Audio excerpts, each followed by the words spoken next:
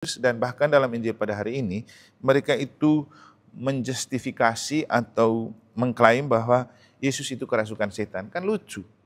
Masa Yesus yang mengenal Bapa, berbicara apa adanya dari kedekatan dengan Bapa, mengajarkan kekal Tuhan bersamamu dan bersama rohmu. Inilah Injil Tuhan kita Yesus Kristus menurut Yohanes, dimuliakanlah Tuhan.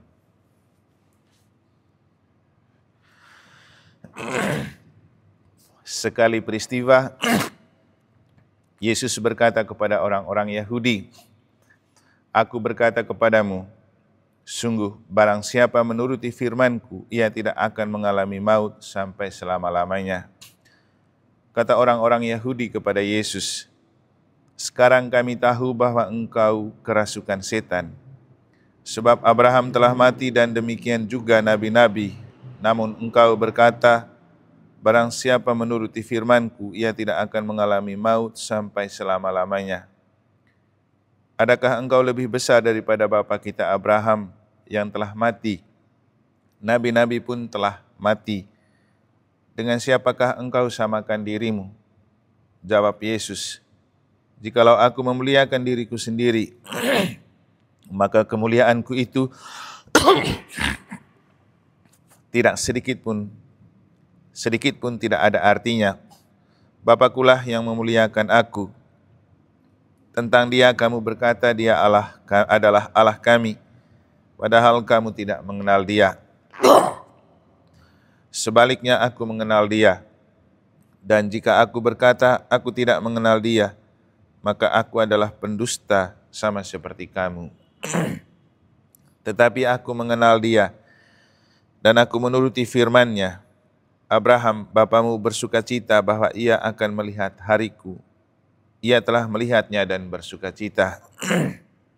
Maka kata orang-orang Yahudi itu kepada Yesus, "Umurmu belum sampai 50 tahun, dan engkau telah melihat Abraham?"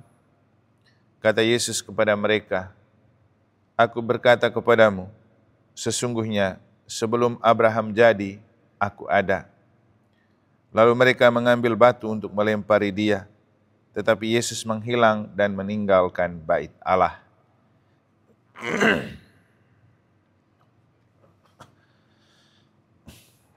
Demikianlah sabda Tuhan, terpujilah Kristus.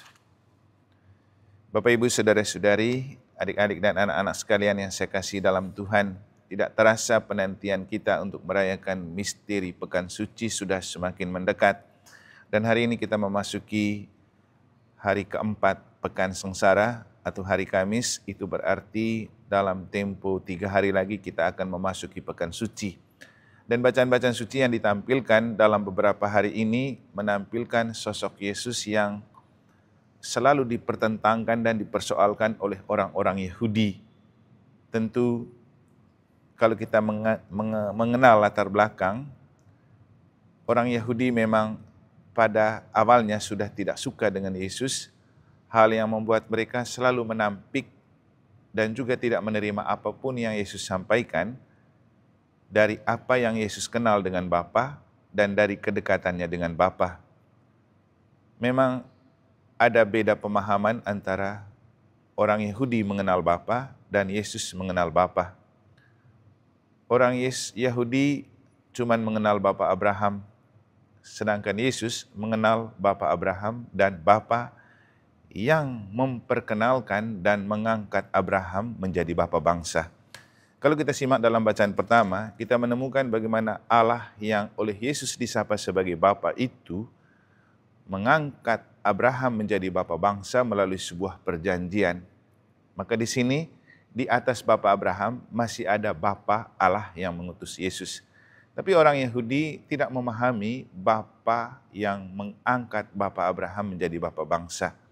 Dan dalam bacaan pertama kita menemukan bagaimana Allah Bapa mengangkat Abraham menjadi bapa bangsa, itu melalui sebuah perjanjian. Kita tahu dan kita menemukan sebelumnya Abraham dinamakan Abram, tapi dengan diangkat menjadi bapa bangsa, ia disebut Abraham. Dan Allah Bapa menyampaikan sebuah janji agar diingat dan diikat oleh Abraham dan keturunannya. yaitu janji setia kepada Allah dan janji taat kepada Allah. Dan janji itulah yang diwariskan oleh Abraham kepada kita dan seluruh keturunannya, sehingga Abraham itu kan tokoh beriman dan bapa bangsa.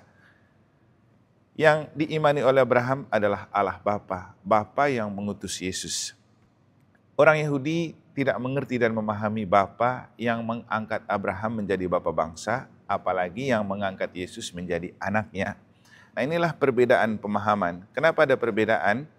Karena ahli Taurat atau orang Farisi mengenal Allah dari cerita di dalam kitab suci. Sedangkan Yesus itu mengenal Allah bukan hanya dari cerita, tapi dari sebuah kedekatan dan pergumulan pribadi. Mungkin ada yang masih ingat beberapa hari lalu saya berkhotbah tentang beda cara pemahaman dan pengenalan Yesus dan orang Yahudi. Orang Yahudi mengenal Allah dari hukum Taurat, dari kitab. Tapi Yesus mengenal Allah bukan dari kitab saja, tapi dari sebuah pergulatan dan pergumulan, yaitu doa. Setiap kali Yesus berjumpa dengan Bapa dalam doa, dan dalam doanya Yesus menyapa Bapa, Bapa.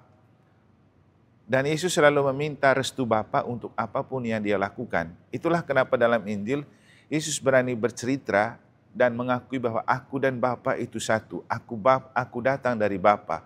Bapalah yang mengutus aku. Aku melakukan pekerjaan yang kudengar dari Bapakku dan aku melakukan apa yang Bapa perintahkan kepadaku. Nah, kata-kata Yesus ini memancing amarah dan emosi kepada orang-orang Yahudi yang merasa sudah lebih dahulu lahir dari Yesus, yang sudah merasa menguasai kitab suci, hukum Taurat.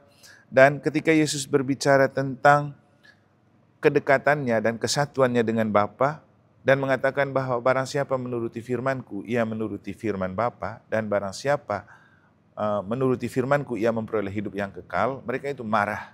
Marah karena apa? Mereka tidak paham tentang Bapa yang mengutus Yesus. Mereka hanya paham tentang Bapa Abraham. Jadi kesalahpahaman inilah yang membuat mereka marah. Bapak Ibu Saudara-saudari, kita itu percaya kepada Yesus karena kita paham bahwa Yesus itu memang diutus Bapa. Ia punya kedekatan pribadi dengan Bapa. Dan seperti yang saya khotbahkan kemarin, bukti bahwa kita itu betul setia menjadi murid Yesus itu ketika kita menuruti firman Yesus. Menuruti firman Yesus dan melakukannya dalam hidup. Kita ingat dalam peristiwa yang lain, ketika Yesus sedang berkhotbah di bait Allah, lalu ibu dan saudaranya datang, dan orang bilang apa? Itu saudaramu dan ibumu datang. Lalu Yesus bilang apa? Ibuku dan saudaraku adalah mereka yang setia mendengarkan sabda Allah dan melakukannya. Jadi dengan ini Yesus menempatkan bahwa sabda Allah itu penting menjadi pedoman dan terang dalam hidup, dan kita perlu menuruti karena sabda Allah itu selalu membebaskan, selalu benar, selalu memerdekakan seperti yang saya khotbahkan dalam renungan harian kemarin. Dan karena sabda Allah itu membebaskan dan kebenaran, kita perlu mengikuti dan menuruti. Tapi orang-orang Yahudi gengsi untuk menuruti apa yang disabdakan oleh Yesus. Nah, gengsi itulah yang kemudian membuat mereka tidak suka dengan Yesus, yang membuat mereka marah dengan Yesus, dan bahkan dalam Injil pada hari ini, mereka itu menjustifikasi atau mengklaim bahwa Yesus itu kerasukan setan. Kan lucu, masa Yesus yang mengenal Bapa, berbicara apa adanya dari kedekatan dengan Bapa, mengajarkan orang untuk lebih dekat dengan Bapa dan mendengarkan sabda Allah, malah dituduh kerasukan setan. Sebenarnya yang kerasukan setan itu siapa? Yesusnya atau orang Yahudinya?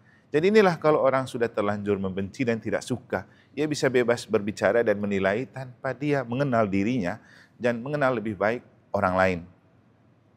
Bapak Ibu Saudara-saudari, ada sebuah kata kunci yang menarik dari Yesus untuk kita maknai tentang bagaimana kita menuruti firman Allah. Kalau dalam Injil kemarin, Yesus bilang, bukti bahwa kamu benar muridku kalau kamu menuruti dan mentaati firman-Ku.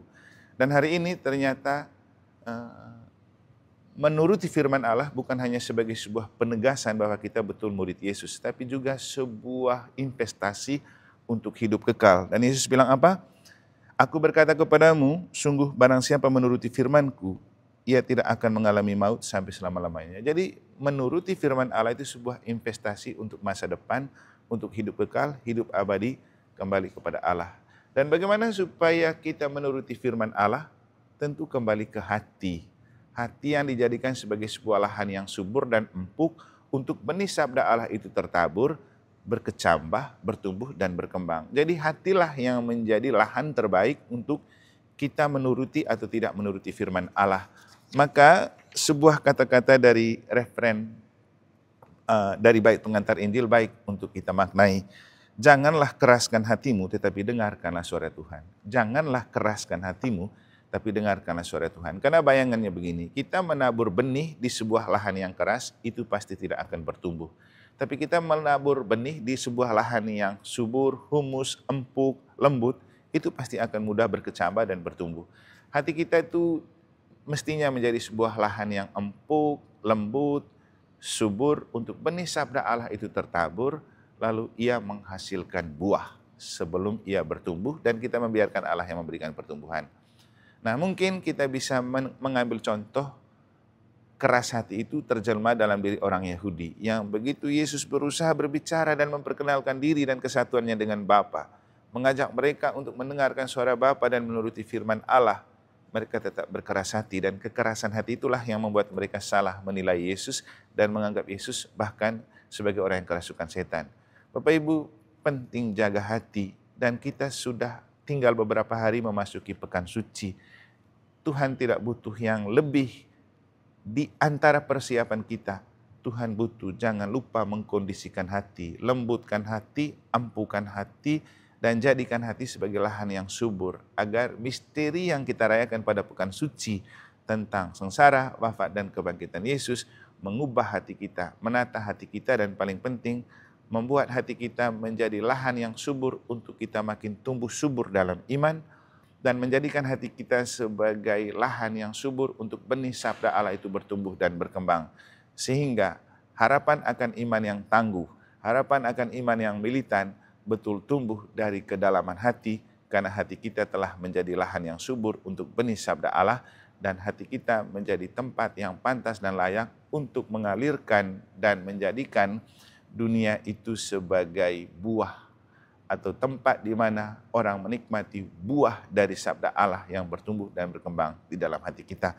Mari jaga hati kita dan mari kita mantapkan persiapan hati kita agar misteri sengsara, wafat, dan kebangkitan Kristus kita rayakan dari hati untuk merebut kembali hati kita dalam Tuhan, untuk menjadikan hati kita sebagai mahkota Allah dan tempat di mana sabda Allah itu memancar dalam pikiran, perkataan, perbuatan, tindakan, sehingga kita terus bisa menjadi garam dan terang bagi sesama. Semoga Tuhan memberkati.